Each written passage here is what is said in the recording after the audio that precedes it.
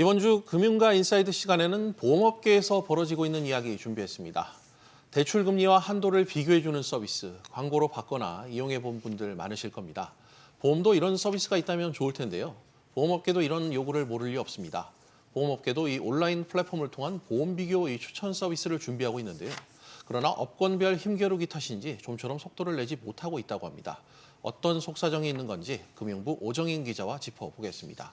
오 기자, 먼저 보험 상품을 비교 추천해주는 이 서비스가 허용이 된 지 2달이 넘었다고 들었는데 아직까지 좀 진전이 없는 것 같아요. 맞습니다. 지난해 9월 금융소비자보호법 시행으로 이런 서비스들이 일제히 중단됐다가 1년여 만에 규제가 완화됐는데요. 업권 간 입장차가 커 당국에서도 계속해서 의견을 검토 중인 상황입니다. 예. 우선 문제는 수수료율입니다. 네이버나 카카오처럼 빅테크를 비롯해 온라인 플랫폼 사업자들은 보험사에게 자율적으로 수수료율을 매기겠다는 입장인데요. 보험사들은 2% 수준이 적정하다고 대립하는 상황입니다. 플랫폼 사업자들의 주장은 이렇습니다. 어차피 설계사에게도 모집 비용, 수수료를 주지 않냐. 플랫폼을 통해서 상품이 제공되니 그에 맞는 비용을 부담하란 얘기입니다.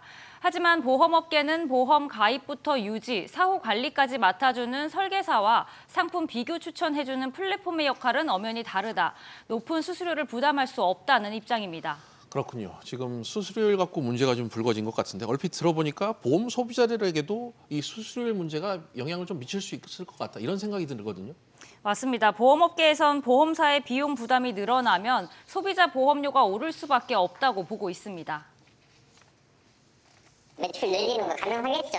장기적으로 봤을 때 파워만 세지는 거 들어가는 수수료가 높아질 거고 대부분 소비자한테 받고 맡겨서. 하지만 이런 상황은 서비스가 출시된 직후 단기적으로 나타날 뿐 장기적으로는 소비자에게 이득이란 분석도 나옵니다.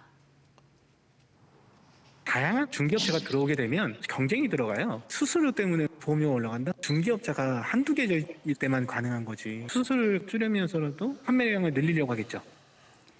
수수료를 제한해야 한다는 입장과 그럴 필요가 없다는 입장이 서로 대립하고 있는 상황입니다. 근데 보험 상품 비교 추천 서비스에서 어떤 보험 상품까지 다룰 건지 이견이 많은 걸로 알고 있는데 어떻게 엇갈리고 있나요?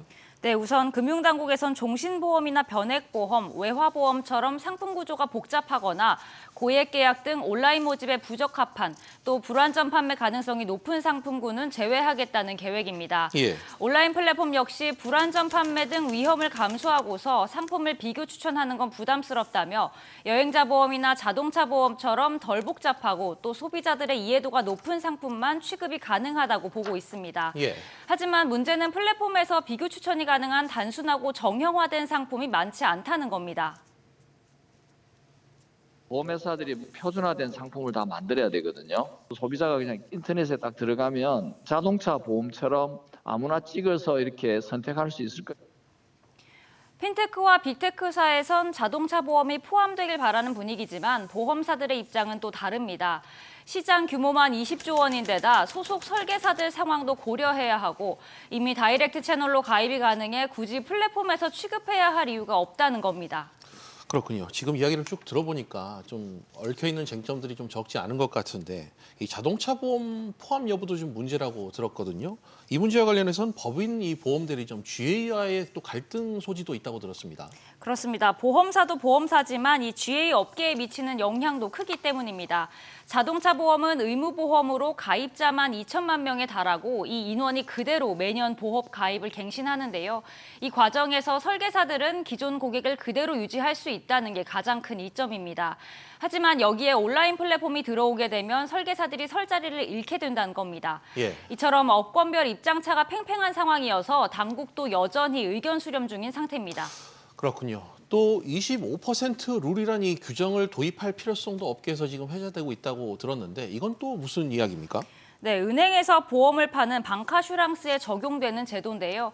하나의 은행 창구에서 특정 보험사의 연간 모집 비중이 25%를 넘어가지 않도록 제한하는 방식입니다. 예. 그러니까 적어도 4개의 보험사 상품이 판매돼야 한다는 건데 이런 제한을 보험 비교 추천 서비스에도 둬야 한다는 얘기입니다. 네. 예를 들어서 A라는 플랫폼에서 서비스를 제공하는데 B와 C 보험사 상품만 비교가 가능하다면 소비자에게 제대로 된 정보가 전달되기 어렵다는 판단에서입니다. 또 수수료를 더 많이 내는 보험사 상품을 가장 잘 보이는 위치에 배치하거나 하거나 자주 노출되도록 하는 것도 방지할 수 있기 때문입니다. 하지만 플랫폼사들은 이 역시 시장 자율로 둬야 한다는 입장입니다. 그렇군요. 지금 쭉 들어보니까 계획대로였다면 사업자 선정도 마무리하고 어느 정도 가이드라인도 잡고 좀 그래야 되는 상황인데 앞으로도 좀 시간이 더 걸릴 것 같은 분위기네요. 그렇습니다. 업권 간의 합의점을 찾지 못한 문제도 있지만 서비스 자체의 혁신성이 부족하기 때문이란 지적도 나옵니다. 플랫폼에서 판매하고 소비자한테 선택권을 주는 게 이제 혁신은 아니거든요. 금융 업종 외에도 다양한 업종에 이렇게 뿌리를 내리면서 시장을 독점화한다 그런 비판들이 있는데 보험업계에서도 사실 그런 거 좀 걱정을 하고 있거든요. 보험 상품을 직접 비교해 볼 수 있는 보험 다모아라고 들어보셨을 텐데요. 보험 상품을 선택해서 성별과 생년월일 등 기본 정보를 입력하면 각 보험사별 보험료가 얼마인지 또 주요 특징이 뭔지 확인할 수 있는 서비스입니다. 이미 이런 서비스가 운영되고 있지만 보험사 입장에선 플랫폼사의 수수료를 내고 일단 비교 추천 서비스에 들어갈 수밖에 없는 상황입니다. 결국 네이버나 카카오처럼 큰 플랫폼사가 시장을 독점해가는 과정이라는 우려가 커지고 있습니다.